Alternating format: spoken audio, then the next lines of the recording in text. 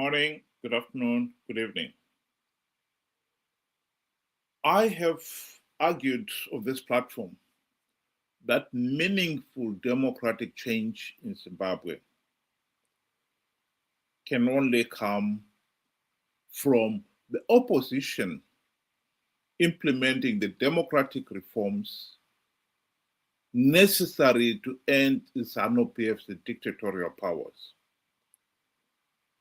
It is important to understand that difference. How else are you going to achieve a meaningful democratic change? Some people will say, oh, well, let's pressure Zanu PF to implement reforms. Zanu PF will never reform itself out of office. So that route is a dead end.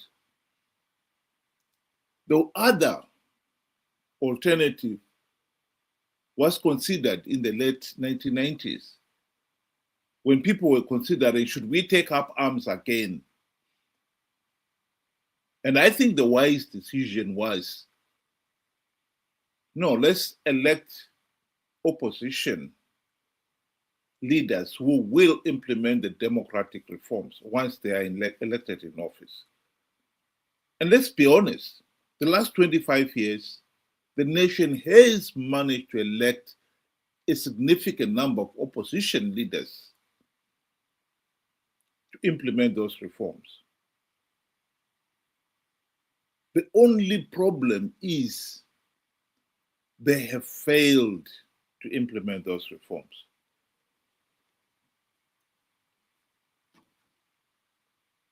They had the golden opportunity to implement those reforms during the GNU of 2008 to 2013. They failed to implement even one reform. Why? Because Mugabe bribed them with the trappings of high office, and they forgot about the reforms. This is at the heart of our political problem. We have had an opposition grouping whose number one task was to implement the democratic reforms to stop Zanu PF rigging the elections. And in 25 years, including the 5 years in the GNU, they failed to implement reforms. To keep on believing that that opposition is serving a purpose is at the heart of why we are in this situation. And we must address that problem. Here is one of the opposition leaders, Gift Ostalos-Spanda, being interviewed on that very point by the journalist Blessed Mhlanga. Let's listen to this. I'll just play half of it to address one issue and then play the rest of it to address the second issue. A path to your station of choice. You've controlled council. At one point, you're the majority in the House of Assembly in Parliament. You have been accused as a collective, as the way that you talk about, of dismal failure in performance at local authorities, resultantly in the almost amputation of service delivery in areas, death of Blawayo as a town. And this has happened under the watch of the cadres that you say are of alternative change. Why should they trust you then with the keys to status? Look, there are two fundamental problems with the running of local authorities in this country. One are external problems, the others are internal. So the first external problems that we face in our 2 decades of running council is that when Engineer Muzuri was the mayor of Harare, he had executive powers. And Zanu PF knew that local authorities would be assigned for the opposition to show how it is able to govern. From that time, there was a project to this very day to make sure that council is not functional by taking away powers from the Airways Councils Act and placing them in the Ministry of Local Government, to the extent that to buy toilet paper for local authority, you would need approval of local authority. I'm dramatizing the extent of control of local authority. So that is the fundamental external problems that the city faces. If you look at Bulawayo now, we've had decades of failing to complete the project to get water to the city. Why? It is not in the interest of Zanu PF for water to be availed, because that glory will go to the opposition. It is in the interest of Harare that sewer continues to cause havoc in the city so that Harare residents will not vote for the democratic opposition. It is in the interest of the regime in Harare that there is no water, that there are potholes all over, because they will ensure that the Senate does not allocate funds, devolution funds. Well, let's stop it there. This is an important point. The opposition in Zimbabwe was elected for the primary purpose of implementing the democratic reforms to stop Zanu PF exercising dictatorial powers. This was at the heart of it. This dictatorial powers is not only applicable in local government, it's in central government itself. And the point that must be emphasized is the opposition had the opportunity to implement those reforms. So the question is, why have they failed to implement those reforms? And the truth is,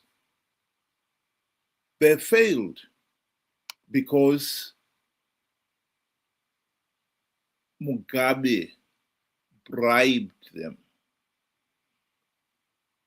during the GNU when they had the golden opportunity to implement those reforms. Mugabe bribed them with the trappings of high office, the E-class Mercedes-Benz for all the ministers, deputy ministers, the two deputy prime ministers, and the Prime Minister Morgan Tsvangirai himself. Very generous salaries for all round. Very generous. For Morgan Tsvangirai himself, the $4 million Highlands mansion, etc., etc. And the MDC leadership were busy enjoying themselves. They forgot about the reforms. That is the reality that we've got to face and deal with. They failed to implement even one reform during that period. And so when the GNU was coming to an end in 2013, SADC realized that without those reforms, democratic reforms, Zanu PF was going to rig those elections again. And SADC leaders, credit where credit is due, called a special SADC summit meeting in Maputo in June 2013. And they told Morgan Tsvangirai and his MDC friends that you should not go into those elections without reforms. Because if you do, you lose.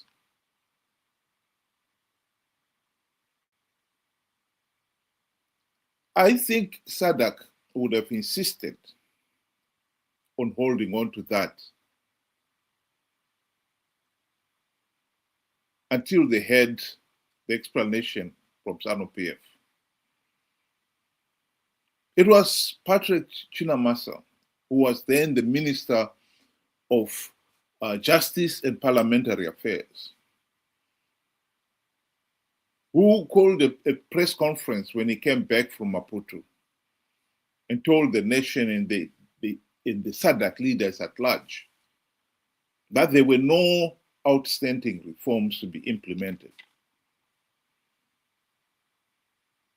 And he could say it with confidence. I am the Minister of Justice and Parliamentary Affairs, and I know that MDC leaders have not submitted one reform proposal to Parliament, and it's outstanding. Indeed, they've never submitted even one single reform in the 5 years of the GNU. So we should postpone the 2013 elections on the basis of we want to implement reforms. What reforms? And even SADC leaders realized with that argument, there was no way for them to go. And so they dropped the whole thing. The 2013 elections went ahead, and Zanu PF blatantly rigged those elections. What some people have failed to understand here is the statements that have come from some of the MDC, CCC leaders themselves. People like David Coulthard. In his book, which I have quoted on countless times, David Coulthard admits that the 2013 elections were flawed. So flawed, so illegal, that the only logical step was to withdraw. The question is, why didn't he withdraw? And he explains why. He and his MDC Nuwe group were prepared to withdraw only if Morgan Changirai and his MDCT guys were prepared to form a coalition, because only then could they be assured that they would not participate.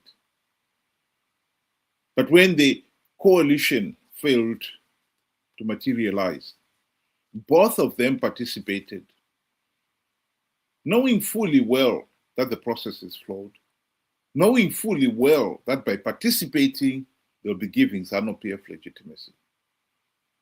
But they went ahead regardless, because they also knew Zanu PF was giving away a few grey veteran seats, and they wanted a cut of that. Why some Zimbabweans have failed to understand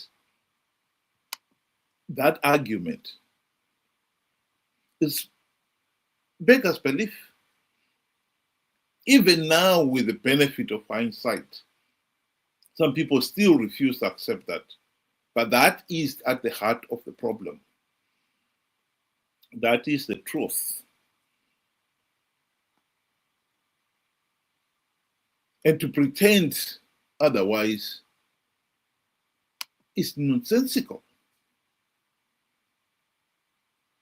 I'll just play the rest of this video clip.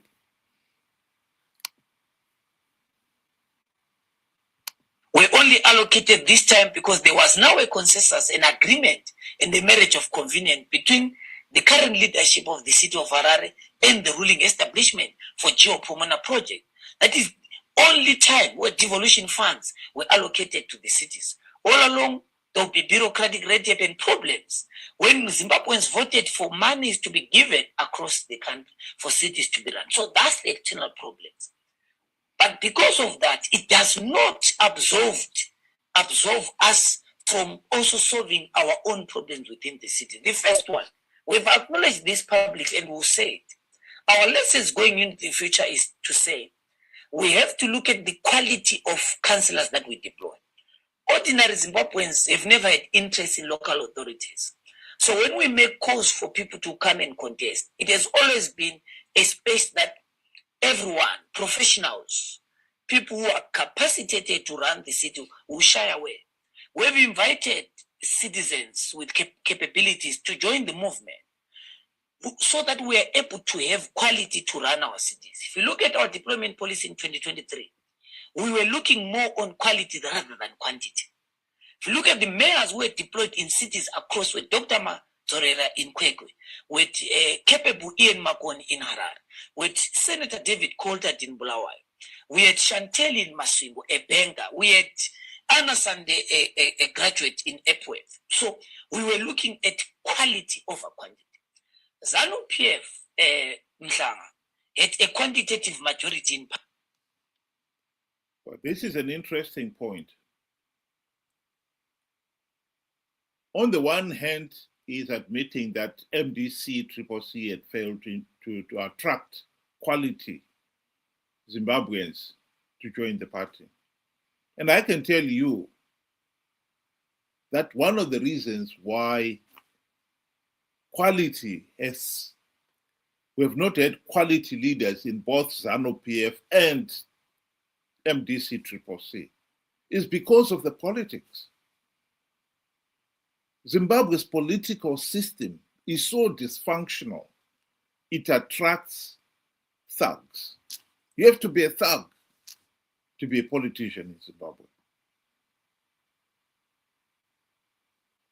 MDC leaders failed to implement the reforms that would have changed our political system and allowed quality to emerge.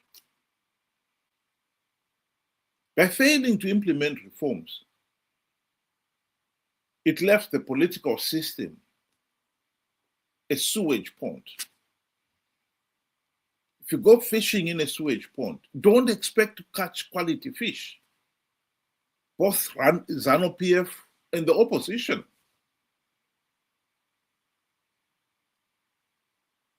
And for anyone of quality in Zanu PF or the opposition, they would have realized that by failing to implement reforms here,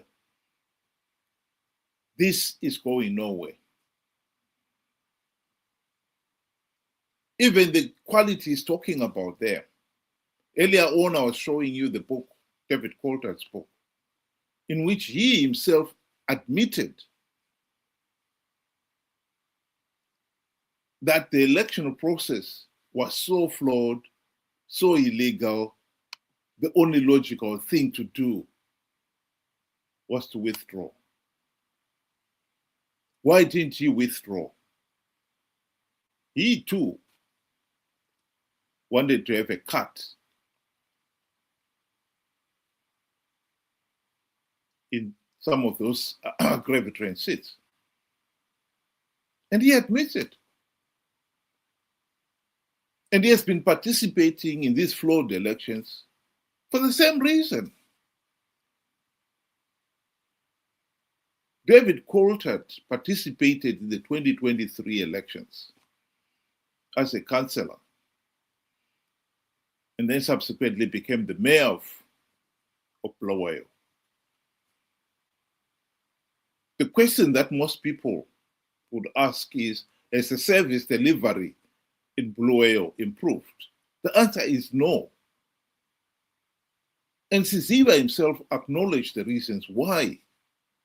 Because government interferes. And in any case, you cannot have a city like Bulawayo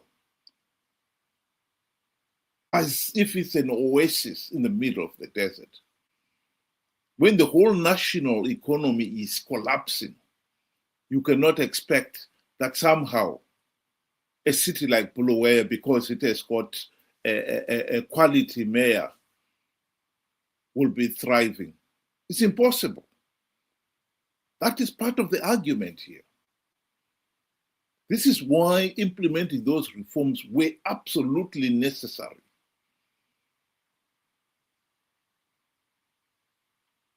He, Siziba, participated in 2023 as one of the contesting members of parliament. He was one of the lucky ones who did win a seat in that election. Let's just play the rest of it, because that is what is coming next. But we had a qualitative majority because they deployed as usual. Octogenarians, the nanogenarians will be sleeping after maybe drinking a cup of coffee. We were focusing on the quality of people because we knew Parliament was going to be an important vehicle for our reform agenda. So if you look at the recalls, there was a design and science into the madness that Chabangu was doing. It was not just random. They were looking at the people of substance that were deployed.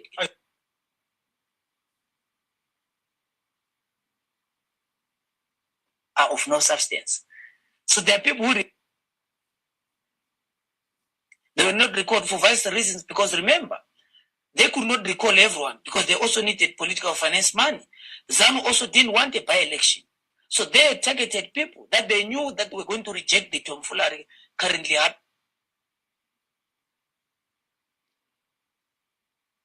Sorry, we're having problems with quality there.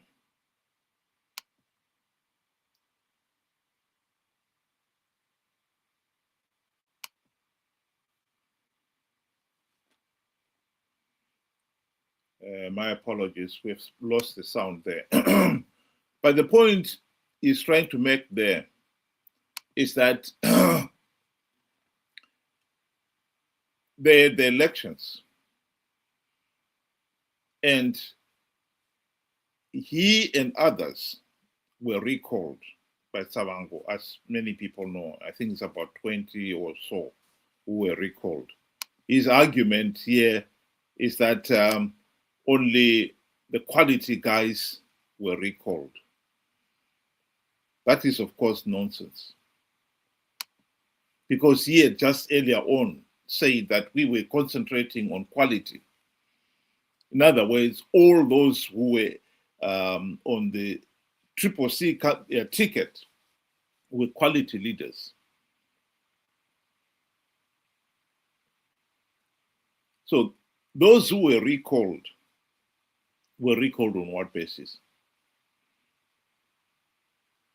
The truth of the matter is, those who were recalled were considered by Savango to be close Chamisa loyalists, and he recalled them. The rest, who were willing to accept Savango as their leader, they were not recalled. And the second point is, those who were not recalled, if they were quality, what have they accomplished in Parliament? Nothing. Just as those C councillors in cities and towns across the country, what have they accomplished? Nothing. The people of Zimbabwe have got to wake up to that reality, that we cannot continue to have this mediocre government and local authority, because we will continue to have that mediocre as long as Zanu PF is able to rig elections and stay in power.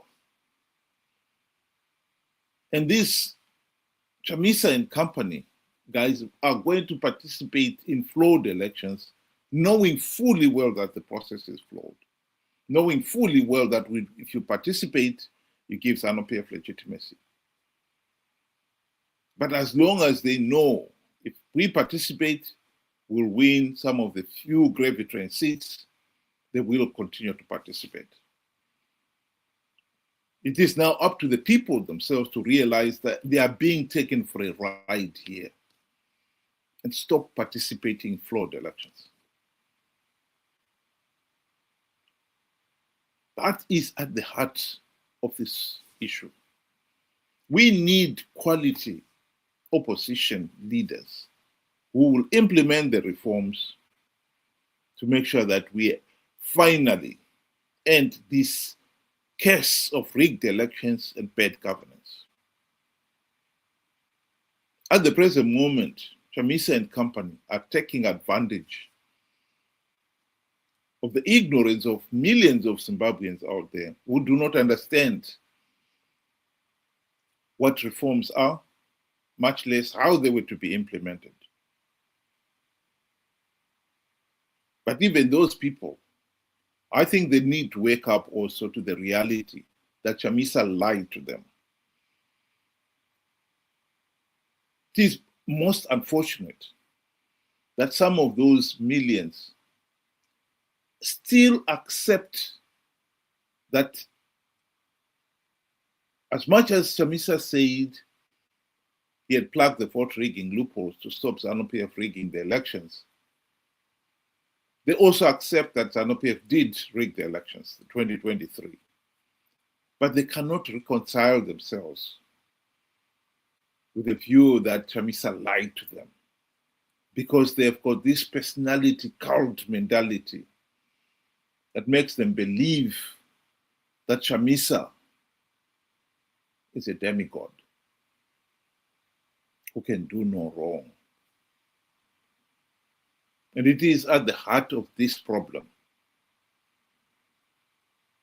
In this day and age, how could anyone consider a mere mortal a demigod? And in this particular case, not just any ordinary mortal, but one with a well-documented track record of being corrupt, incompetent, a liar, and a conman.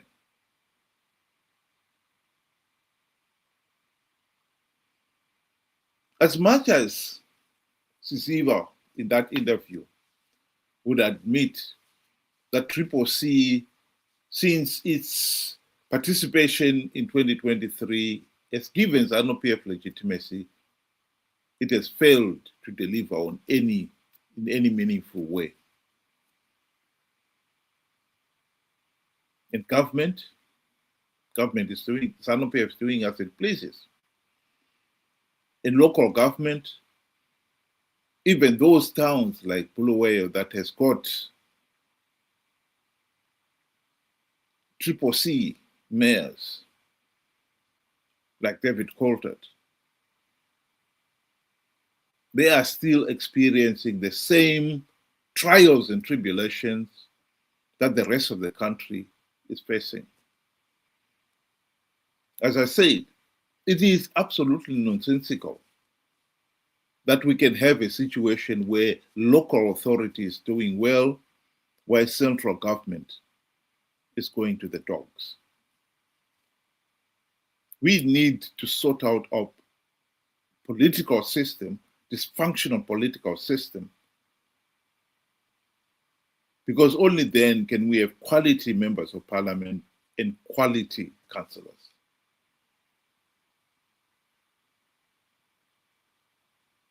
The fight here, if we are serious about having meaningful democratic change in Zimbabwe, the fight is that we should elect opposition leaders who will deliver those democratic changes that we wanted, that the nation has been dying for all these years. The fact that MDC, Triple C leaders have failed to implement even one token reform does not mean we don't need reforms. We still need them. And it doesn't mean no one else can implement those reforms. We just need to look at quality leaders who can do that. We were easily conned by Morgan Tsvangirai and his MDC friends. They even called themselves the Movement for Democratic Change, and we believed that they would deliver the democratic changes that the nation wanted. But after 25 years, including 5 years in the GNU, without even one token reform implemented, the people have got to wake up to the reality that these MDC Triple C leaders are not up to the task.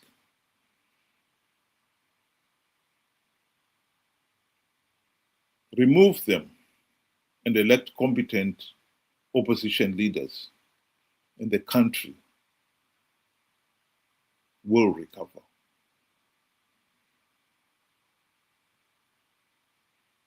Think about it. Thank you very much. Have a good evening.